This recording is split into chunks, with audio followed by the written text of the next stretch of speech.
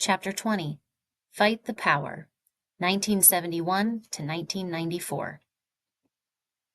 More politicians found they could become successful using race-to-win votes and by pushing racist laws and policies. Laws are the rules you get punished for breaking, and policies are the practices and procedures that shape how things are done. The kind of laws and policies these politicians were making created big problems for Black people. Like 1. The war on drugs pushed by President Ronald Reagan. Even though white people and Black people were selling and using drugs at similar rates, the new drug laws targeted Black people.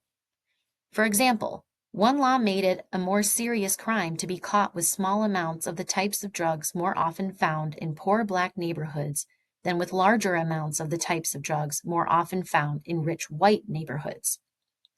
The result of this new policy was that millions of Black Americans were sent to jail. It was a war on Black people, and it devastated Black communities. 2. Presidential candidate George H.W. Bush, who used the racist idea that Black people are a threat to help win the presidency. 3.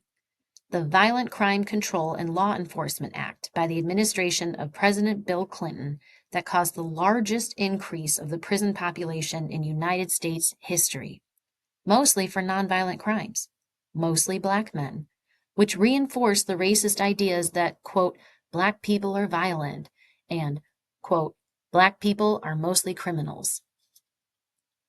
Let's pause. You're probably wondering a few things, like why would anyone, especially the President of the United States, do these things? Remember, racist ideas have been stamped into the way the country runs since the beginning. And racist ideas have often been stamped into the hearts and minds of people who run it. Also, racist ideas have created privileges and wealth for white people. And you're also probably wondering, how do we stop this? We do so by doing what you're doing right now. We do it by learning the history of racist ideas, by recognizing the pattern of racist ideas of the past and connecting them to what you see happening in the present, by reading, thinking, and questioning, and by challenging racist ideas with anti-racist ones, dismantling racist laws and policies, by daring to imagine a new and anti-racist future. Unpause. But Black people, as always, pressed on, pushed against the hate, and during this time, they would beat racism back with a beat. Hip-hop became the drumbeat for change and empowerment.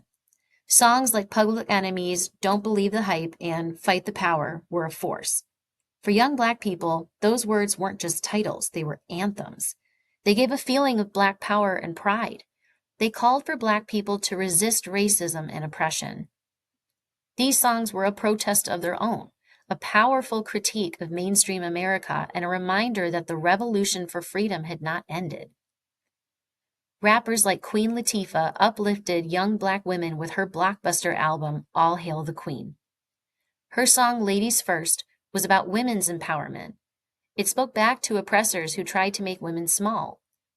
Women like Queen Latifah, MC Lyte, and Salt and Peppa all commanded space on the hip-hop stage. Hip-hop spoke to a new generation of Black youth that was frustrated about racist mistreatment, like what happened to Rodney King, a 25-year-old Black man who was beaten by Los Angeles police officers. It was not the first time a Black person was attacked by the police, but it was one of the first times the beating was captured on video.